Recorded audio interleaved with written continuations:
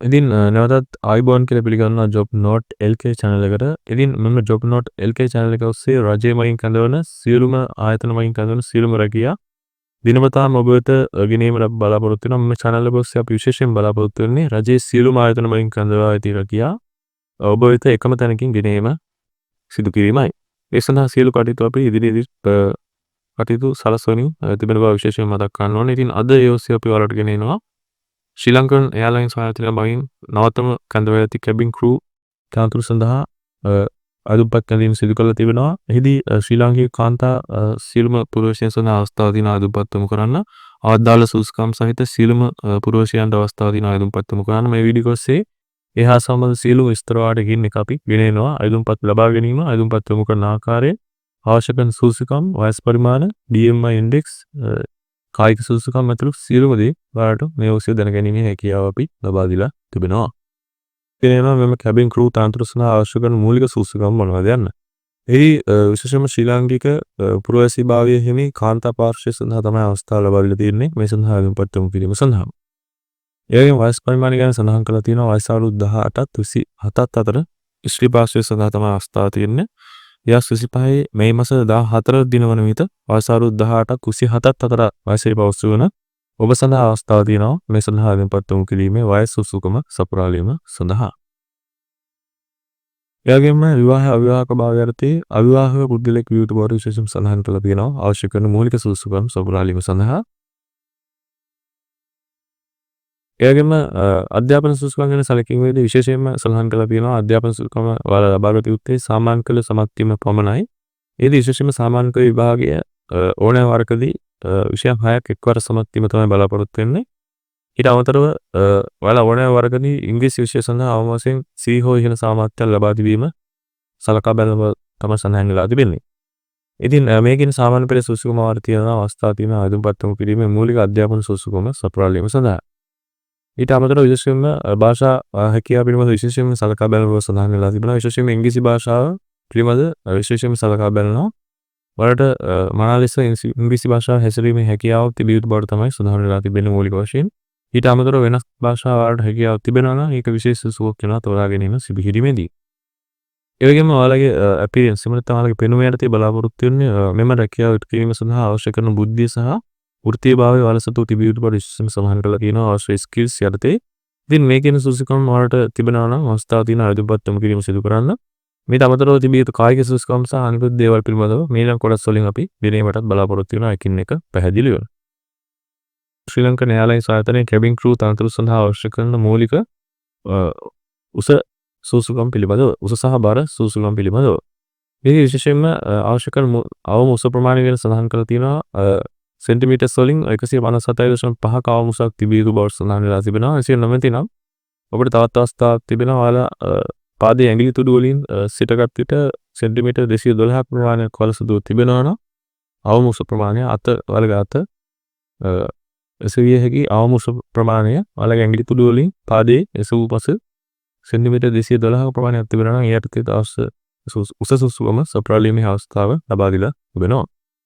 ඊට අමතරව ඔයාලගේ බොඩි මාස් ඉන්ඩෙක්ස් එවන BMI දර්ශකයේ නෝමල් ප්‍රමාණය සතු තිබිය යුතු බවට සඳහන් කරලා තිබෙනවා. ඒ පිළිබඳව අපි ඊළඟට ගෙනෙනවා ඔබගේ BMI දර්ශකය නිවැරදිව ලබා ගත යුතු ආකාරය පිළිබඳවත් අපි ගෙනෙනවා ශරීර ස්කන්ධ දර්ශකය ලබා ගත යුත්තේ කෙසේද යන්න. විශේෂයෙන්ම ශරීර ස්කන්ධ දර්ශකය නැත්නම් BMI ඉන්ඩෙක්ස් එක වශයෙන් සඳහන් කරලා තිබෙන්නේ ඔබ උසට සරණ බර ප්‍රමාණයේ බුද්ධිලේ දැන ගැනීම සඳහා විශේෂයෙන්ම ඔබගේ බර කිලෝග්‍රෑම් වලින් දක්වලා එය බෙදන්න ඕනේ ඔබගේ උස ප්‍රමාණය මීටර වලින් දෙන ඒ වර්ග මීටර වලට හරවලා බෙදීමෙන් ඔයාලට ශරීර ස්කන්ධ දර්ශකයේ අගය ලබා ගන්න පුළුවන්.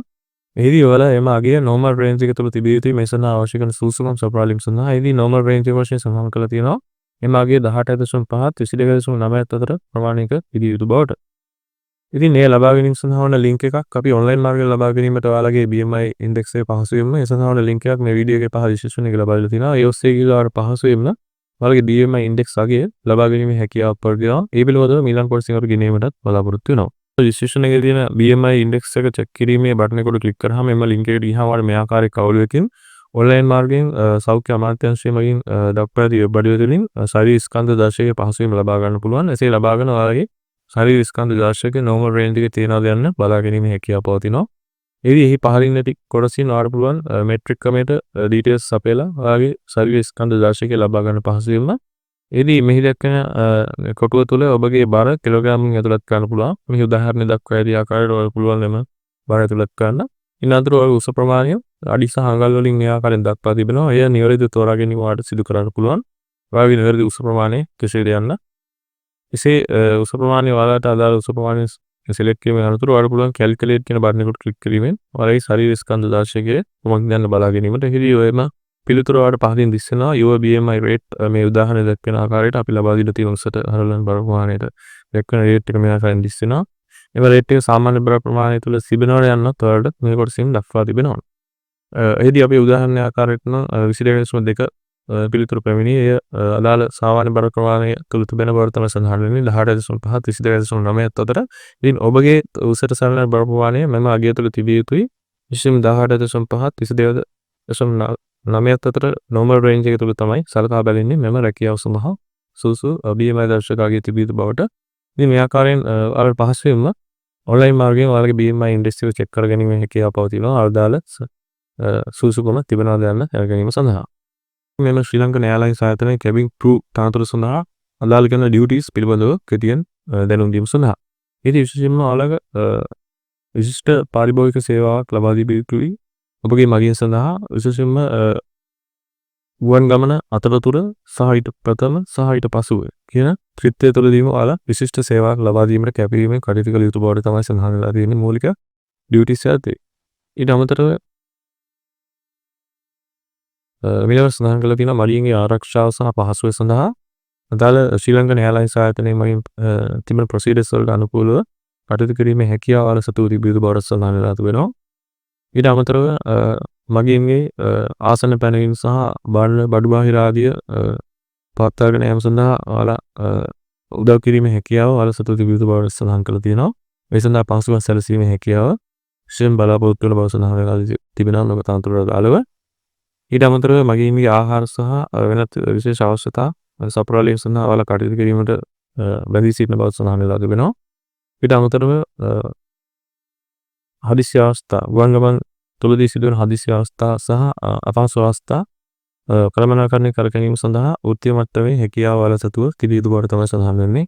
ඉතින් මේ කියන ඩියුටිස් තමයි ඔයාලගෙන් බලාපොරොත්තු වෙන්නේ අදාළ කී රෙස්පොන්සිබිලිටිස් අලුතේ ශ්‍රී ලංකන් එයාර්ලයින්ස් ආයතනයේ කැබින් ක්‍රූ තනතුරට අදාළ key responsibilities වශයෙන් සඳහන් වෙලා තියෙනවා මේ කොටස්. ඊට අමතරව ශ්‍රී ලංකන් ගුවන් සේවයට අදාළව වෙනත් ප්‍රොමෝෂන් සහ වෙනත් ඔවුන්ගේ ආයතන සම්බන්ධ වෙනත් ප්‍රොමෝෂනල් කටයුතු වලට ඔයාලා සම්බන්ධ වීමට බැඳී සිටින බව විශේෂයෙන් සඳහන් කරලා තියෙනවා. ඉතින් මේ කියන ස්කිල්ස් තමයි ඔයාලගෙන් බලාපොරොත්තු වෙන්නේ අදාළ ඩියුටිස් වශයෙන් නම් කැබින් ක්‍රූ තනතුර සඳහා. ශ්‍රී ලංකන් එයාර්ලයින්ස් ආයතනයේ කැබින් ක්‍රූ තනතුර සඳහා තෝරා ගන්න ලැබුවහොත් ඉන් අනතුරුව තිබිය යුතු ස්කිල්ස් ලබාගත යුතු ස්කිල්ස් පිළිබඳව මීළඟට සඳහන් කරලා තිබෙනවා.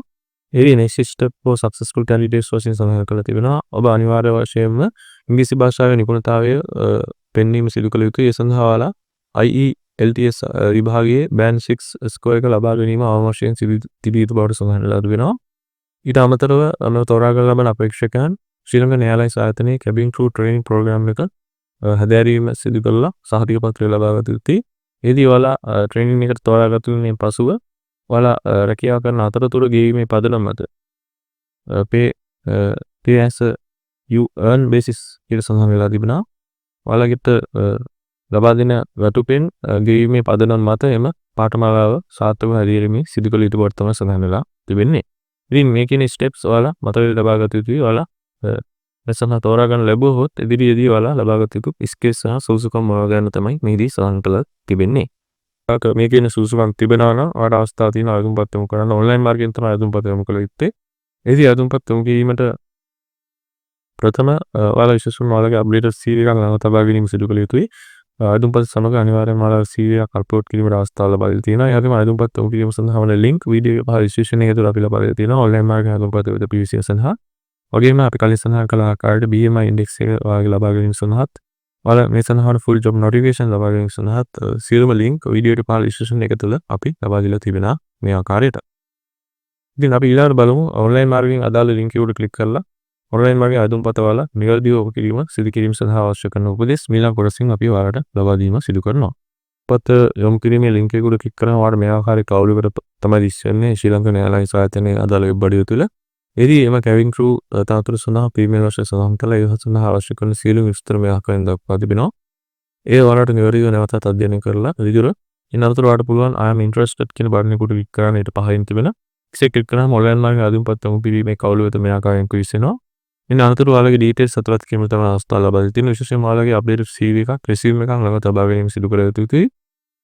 එම රිසියුම් එක CV එක මෙම කියන ෆෝමැට් වලට අනුකූලව ඔයාලා සකස් කරගත යුතුයි. මේ දැක්කන ෆෝමැට් එක PDF හෝ doc හෝ ඊට අදාළ ෆෝමැට්ස් මේ ආකාරයෙන් දිස් වෙනවා. එම සුසු ෆෝමැට් එකට ඔයාලා සකස් කරගෙන ළඟ තබා ගත යුතුයි.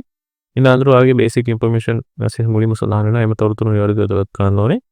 ඉන් අනතුරු ඒ සියලුම ඇඩ්‍රස් ඉන්ෆර්මේෂන් සහ ඉන් අනතුරු GC O level සහ A level ඩීටේල්ස් ඔයාලා ඇතුළත් කරන්න ඕනේ. ඒව ඇතුළත් කිරීම සඳහා ඔයාලට ඇඩ් කියන බටන් එක යොදා ගන්න පුළුවන්. ඒ උඩ ක්ලික් කිරීම ඔයාලට පුළුවන් මේ සඳහා ඔයාලගේ ඩීටේල්ස් වෙන වෙනම ඇතුළත් කරන්න. ඒ ආකාරයෙන් ඔයාලගේ එඩියුකේෂන් ඩීටේල්ස් වෙනත් එක්ස්පීරියන්ස් තිබෙනවා නම් ඒ පිළිබඳ ඩීටේල්ස් සහ ඔයාලගේ ඩික්ලරේෂන් එක ඇතුළෙන් මේ සියලු තොරතුරු සත්‍ය බව සඳහන් කරලා ඔයාලා ක්ලික් කිරීම සිදු කරන්න ඕනේ. ඉන් අනතුරු අනිවාර්යයෙන්ම ඔයාලගේ රිසියුම් එක මෙතන අප්ලෝඩ් කිරීම සිදු කරගන්න ඕනේ. බ්‍රවුස් වෙන බටන් එක උඩ ක්ලික් කරලා එය අප්ලෝඩ් කරගන්න ඕනේ.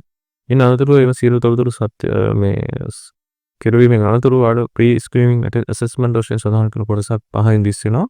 එම ප්‍රශ්න වල නිවැරදිව ඔයාලා පිළිතුරු සැපීමක් සිදු කරන්න ඕනේ. විශේෂයෙන්ම හිරි විමසන ඔයාලා වයස අවුරුදු 18ත් 27ත් අතර පුද්ගලයෙක්ද යන්න. ඉතින් ඔයාලට පුළුවන් yes කියන බටන් එක ක්ලික් කරන්න. ඉන් අනතුරු ඔයාලගේ උසස් ඉන්නවා සාමාන්‍ය පෙළ විභාගයේ විෂය 6ක් වල සමත් වෙලා තිබෙනවාද?